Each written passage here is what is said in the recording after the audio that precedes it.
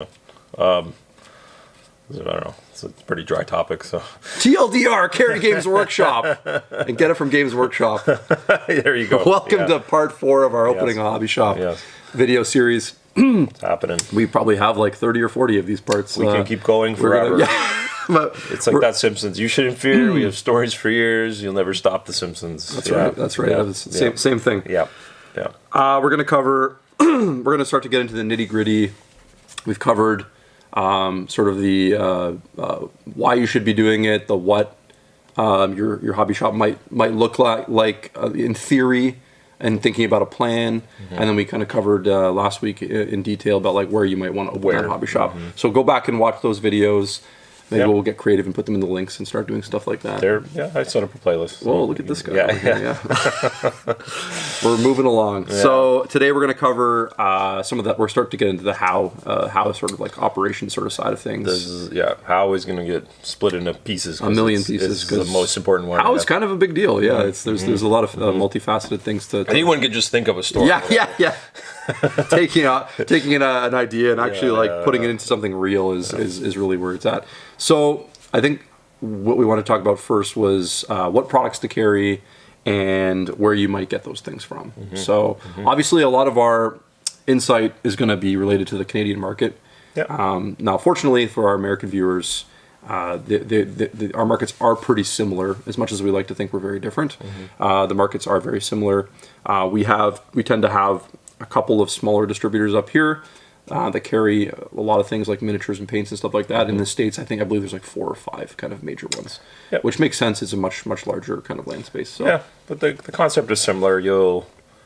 Rolling right into it is you'll probably get potentially the bulk of your products from a couple of large distributors that just carry everything. They'll have hobby supplies, magic cards, action figures, I don't know, whatever you can think, Pokemon maybe, like they'll have everything in there, and so you'll probably be relying on them for your like kind of weekly, I don't know what you call it, ancillary restocks of all these things, basically everything that's non-Games Workshop. Some of the miniature games you will deal with directly, so that is another thing. So whether it's Games Workshop or I guess Weird Miniatures if you're in the States, Battlefront Miniatures, but like Atomic Mass, I think is like they're all through distributors. I think so. It depends. So that's that's a unique situation too, where you occasionally have these companies that deal exclusively with one distributor as well. So you'll have to figure out if there is a miniature game that you want to carry. Atomic Mass is a great example. So like all your like Shatterpoint and Marvel and Legion stuff, X-Wing, whatever. If you want to carry those products, you'll have to figure out in the U.S. Who the exclusive distributor is for those products. Up here in Canada, it's Lion Rampant because they're actually owned by Asmodee. So Asmodee bought them. Asmodee bought them. Yeah. So vertical integration. Yeah. They're just like we're going to scoop up the entire Canadian market in one go, and if you want our products, you have to go through this one place. So that's how it is. So I would say if you're in the States, obviously, I think you just have better options. And there's probably options also related to the, East Coast, West Coast, and things like that. So that's another thing to keep in mind. There might be a distributor that has stuff you like, but factor in the shipping time and costs and whatever, and you may use them sporadically or avoid them altogether because that's you don't want your like regular everyday stuff to cost so much to come to restock. You want it to be like. I think that gets into a broader point. Is like so if you're kind of like looking at opening your shop and opening with a modest inventory, I think something to keep in mind, something we've learned from experience, is the bulk of your products that you carry, that you rely on to make rent and to make your wage, you want to maintain a pretty healthy margin on those products. And part of maintaining that margin is, number one, is this going to be like a product that moves regularly? So like you thinking like Games Workshop, what we call that like an anchor product, because people will look you up to go get it.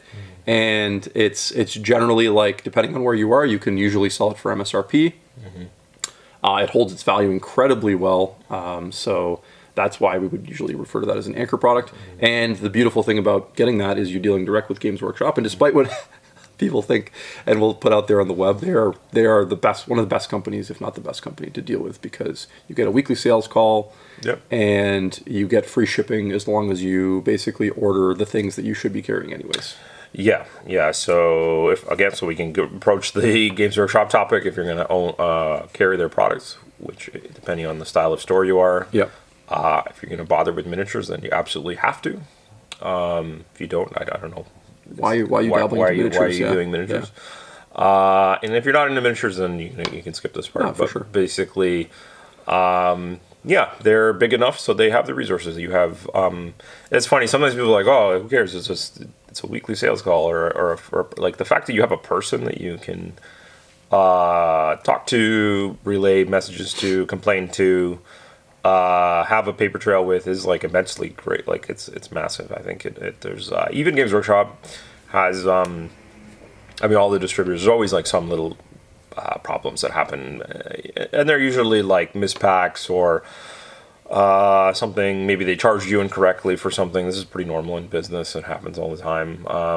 And having someone that you can chase up on that and get it fixed right away is great. Like that way you don't have to like for example, we do occasionally order some products from Europe, and it's like kind of a nightmare to get certain things fixed because they don't always have like the best.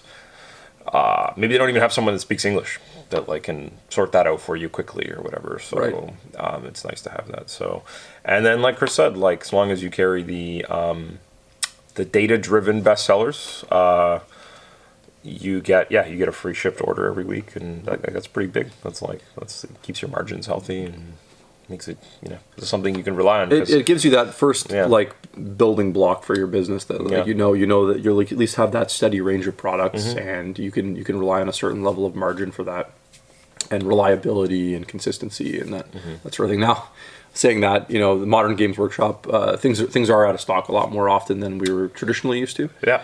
And turnaround times aren't what they used to be either. We used to order the products on Monday and get them on Wednesday every week for our restock, and it's just not like that anymore. But that's not particularly their fault. That's just the global economics era we're in. Yeah, we're in an era right now that unfortunately, if you're opening a store now, it could be pretty rough actually. Now that it occurs to me, like we have the benefit of having a flush wall of hundreds of products that we've accrued over the years. But if you're new, you might send in a list of like, I don't know, 400 items and get like 180 of them or something because of especially if they're bestsellers, right? Like the bestsellers tend to be the things that are out of stock. So that's tough. Yeah, for sure. But anyway, they're probably, long story short, they'll be probably one of the easiest things to deal with or whatever. And it's just to kind of insert like a little bit of advice into like placing your first Games Workshop order. Don't go nuts. You don't need 3 boxes of each item. You know what I mean? Like that's the kind of behavior that got old school Games Workshop into trouble many years ago. Is going too deep on certain items, right? So you're much better off going wider in the beginning and having more selection than you are going specifically deeper on like all your products, right? Yeah. So people. That is a thing, exactly. Yeah, you might, and especially if you have like we all have this like a little bit of RV bias or product bias because you're like, oh, these are my favorite or whatever. We should definitely have 6 boxes of Blade Guard or something. They're so good, I love them, and they're busted in the game or something, and you forget that like it's this stuff doesn't move as quickly as you think, and you might sit on those for a while. And quite frankly, we've talked about this in some other videos, and we'll continue to talk about this. We'll maybe explore it more in the customer segment of this video series. But most customers don't care. It's true, and that's hard for some people to hear that are really invested in the gaming part of the hobby. When you're selecting the things to put on your shelf, you need to remove your own bias as much as possible. You're never going to get rid of it 100%, and you shouldn't actually, because you're still going to be your number one salesperson. Yeah, you want to be excited most likely, about it. And you're excited about something, so you should have some more of the thing that you're excited about. That's fine, but when it comes to like selecting armies, models within a range or a collection, most people buying things aren't going to think like that necessarily. So just be kind of aware of that. Yeah. It's like it's easy to slide down that rope or whatever, or that thing or whatever. And it can also happen with certain games, like little games or niche games or whatever, indie games. Like there's another one there that you have to be a little careful on. Like I think when you're a new store, I think it is actually quite acceptable to have a few little different angles and products that maybe just no one else has. Like that could definitely be. I know here at our store when we opened those years ago. we went pretty. We had Malifaux. I think we had a full Malifaux range pretty much right away, and we were one of the few stores that did, and we were like big proponents of it. We really loved the product. We showed it off well. We got a lot of new customers, and customers walked in and they were like, "Oh, cool! I've never seen this before," or maybe they didn't know much about it. So we were able to that was actually a bit of an advantage in the beginning or whatever.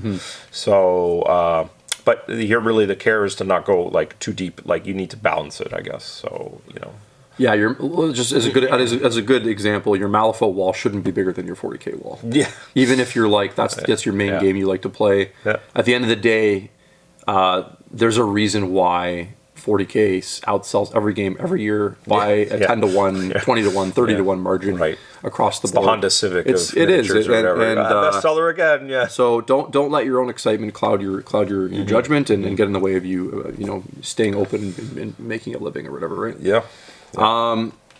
So we have touched on this in previous videos a little bit about sort of what other things to carry and sort of like the thought process behind that. When we first opened, we tried to kind of take the sort of like well-rounded approach. Yeah. As much as we could. So we had like a decent selection of board games. Yep. We had Magic the Gathering. Didn't have Pokemon. We're still hating ourselves for that. It was dumb. That was just dumb, yeah. Don't carry all the Pokemon. No, carry some. That was a good example of getting in your own way sometimes. Yes, like you can for sure do that. And then you want to think about like we talked about earlier, which distributors can you get those items from with consistency? What are the margins going to be like? Pricing? What's the shipping going to be like? And then you're starting to build up your like sort of like cost models and how much money you can start to make off those things, right? I think we'll do this maybe as a separate video. I think maybe topic wise, like should I have cards in my miniature hobby shop? But just to touch on it really lightly here, because it's going to be a consideration when you're first thinking about the collation of your products, is are you committing yourself to selling singles and the time that it takes to do that? Yeah. And if the answer is no, I think what you need to do is go lighter on the cards. Yeah. Yeah, maybe just more sealed products, and you can still have like drafts and things like that. It's just the part of the equation for carrying cards and singles especially is it's super labor intensive. You need people sorting cards. I know now it will also influence your decision on like a purchase of what do you call it, a POS or whatever, point of sale system, because there are some big differences in technologies that you might want to use. So whether it's if you're going to go cards, you basically have to use binder, and if you don't, then you don't. It's more labor, more thinking. It's so much labor, and it's more fees, right? Quite frankly, as well. So when you use things like binder POS, which is an amazing tool for organizing your card collections, it comes with the added bit of every sale you make on your website that isn't a card sale has a higher fee associated with it. So you're kind of like trading convenience for losing a little bit of margin on your other stuff. If you're driving a lot of sales, or that at least is part of your plan to drive a lot of sales through your online channel, then that is going to be a big consideration for sure. Yeah. And then the other thing with I lost my train of thought here. With the singles or whatever. Oh yes, it had to do with you now also have to have money floating around for buying collections and things like that. So because how do you fill the cabinet again? Well, you got to buy people's stuff, and people's stuff isn't a thing that you can just like, oh, I'm gonna go like if you're restocking any other product, you go to a website or call up Games Workshop and you go, I would like 3 of these, please. Yeah. With card collections, they just roll into your shop sometimes randomly. A guy might literally drive a couple hours from out of town with binders and boxes of things, and he wants to, and there's a lot of good stuff in there. And you might have to just buy it then and there. And then the next day it might happen again. And you're like, whoa, I just spent X dollars yesterday, but now there's more good stuff here. Oh, maybe I got to dip into the lines of credit, etc. And that's the crazy part about that is you can over leverage yourself on some it's an opportunity based thing for sure. And it's also, especially in the last few years, it's become a much less sure thing as well. Yeah. there was a time maybe 5 years ago or so, and going back probably about 20 years in that period, where it almost always made sense to buy like modern legacy staples if you could get a really good deal on them, because they just would inflate over time. Like very few reprints. Now, the sort of modern era cards, like they just kind of like so many versions of them. Which one is going to be which of the 12 versions of this card secret layer are you is going to appreciate and which one not? And I think that actually adds to our earlier point, is like to be really considerate of whether this is something you really want to do, because more so than ever, the labor involved in cataloging everything, even though you have this great technology to do it. The cataloging of all those, like, let's say you have a rare that has like 4 or 5 variants, right? Like you have to have those all cataloged correctly in a 250 card set. Like the multiplication on that's insane, right? And so you have to have a good system to organize it in your shop, which takes space up. You have to have someone able to like go through and make sure your inventory is correct. Like there's so much that goes into it, right? Is that something you're going to be able to do when you first open and you have tight margins, and maybe not, you don't have a lot of staff, that sort of stuff. So just really think that through, which is why going back to a much earlier video, work in a hobby store if you can that does it. And you'll see firsthand just how hard it is to actually pull off. So that's cards. Models, we kind of briefly talked about. Games Workshop being obviously the number one, the anchor. For cards, I think obviously Magic is still king. You've got Pokemon, which I think you could just carry a smattering of Pokemon, and it's just going to do great. If you're just getting started in Pokemon, just avoid the booster boxes. Like you have a few of those, but you want to go heavier on like the smaller nibble stuff, right? People buy lots of booster bundles, the little 3-pack things. It's like a little display of 3 packs.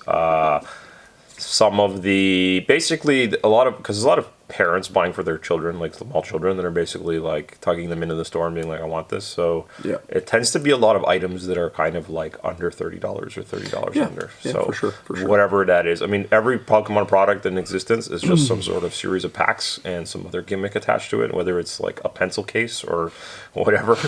So load up on the small, on those types of things, and don't go nuts on the premium collections. And I know people will be like, oh, these things are gonna, they can appreciate well. I think it's a bit of a lottery there. Like sometimes a set can catch fire, but I mean, what was the I don't know, like Evolving Skies or something was the textbook like crazy set over the pandemic.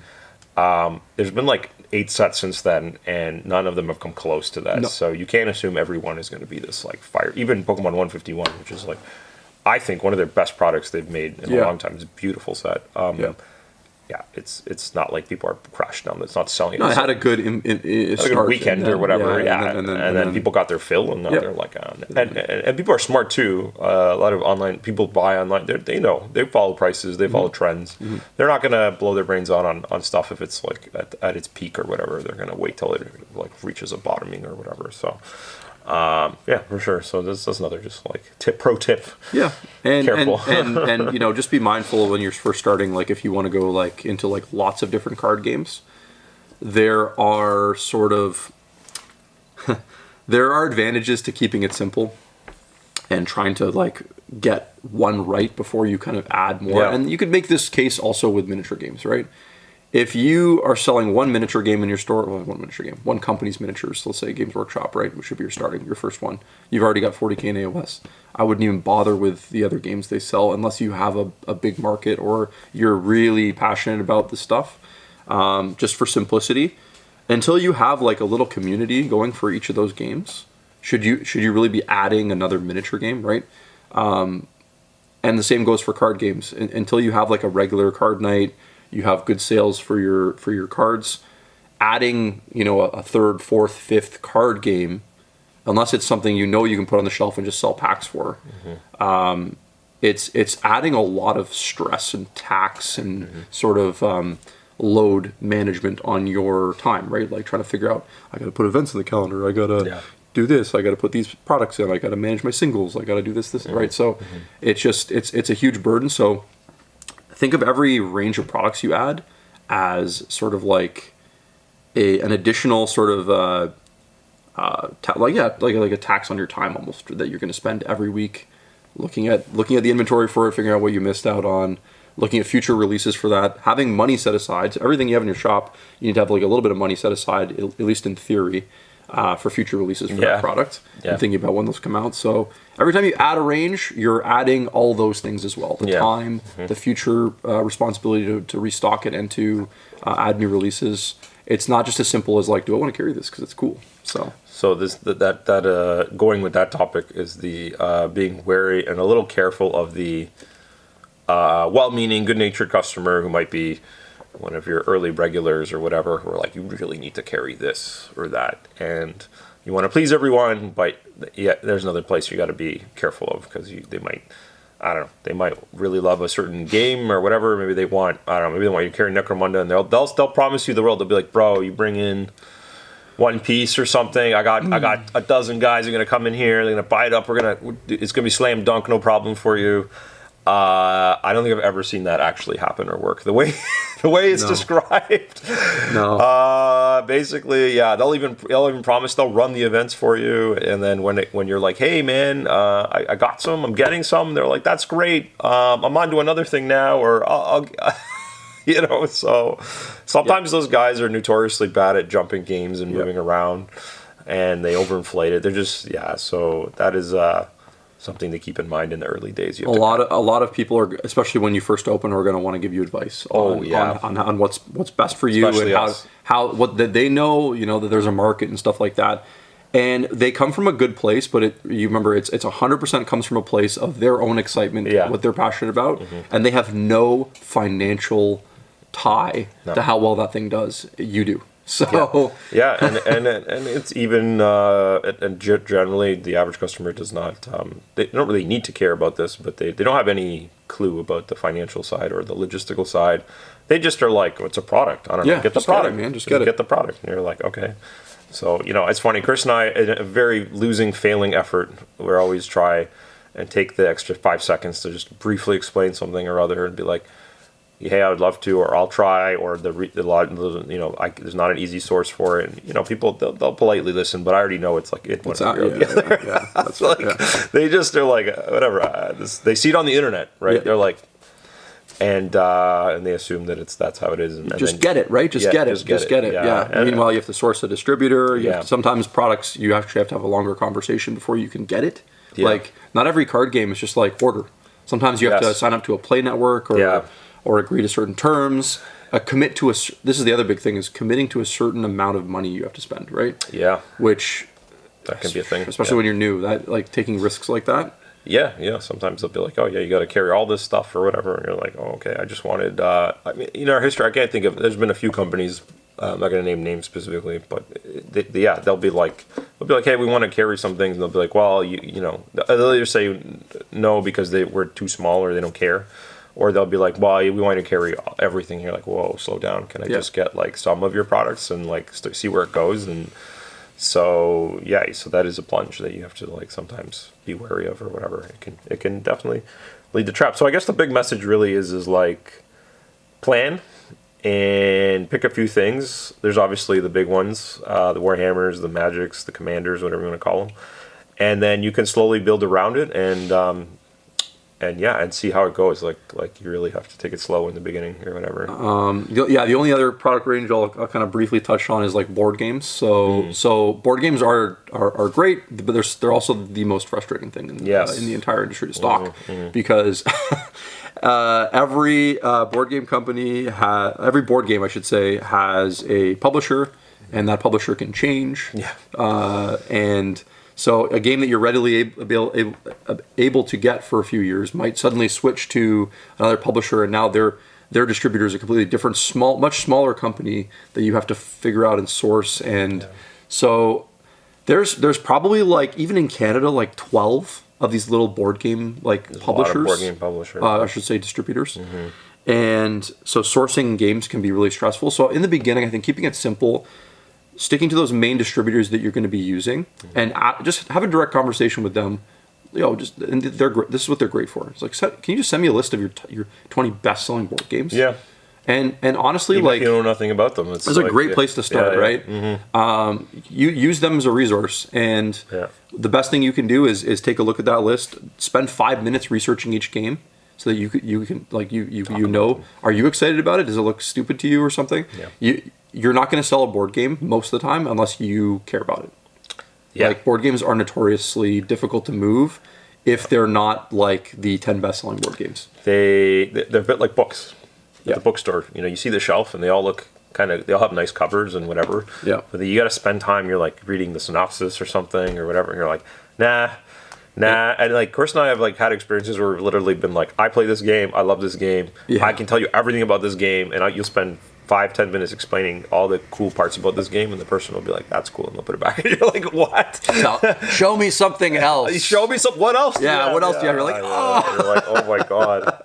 You said you wanted this many players, this difficulty setting. You like perfectly curated it to that person or whatever based on what they told you, and they're just like, I'm not feeling it. The other little, like, I'll insert one more little pro tip is other than a few exceptions, do not go crazy on the quantities of some of these board games. Like, man, there's that is another poison pill if I've ever seen one. If you like some new hot board game will launch and you'll like, I'm gonna get 20 copies or something, and then it's like. Oof. Yeah, and then it just doesn't sell at all because some reviews came in, or some people, or it's actually just not someone's cup of tea. Like some of Chris and I's most like favorite board games are of the type that are like extremely crunchy, take hours and hours to play, and whatever, and we love them, but they are so hard to sell. Like the average person is just not going to want to do that at all. Yep. They're going to want to play something that takes less than an hour, that you could qualify as quote kind of like a simple game or a basic game, but.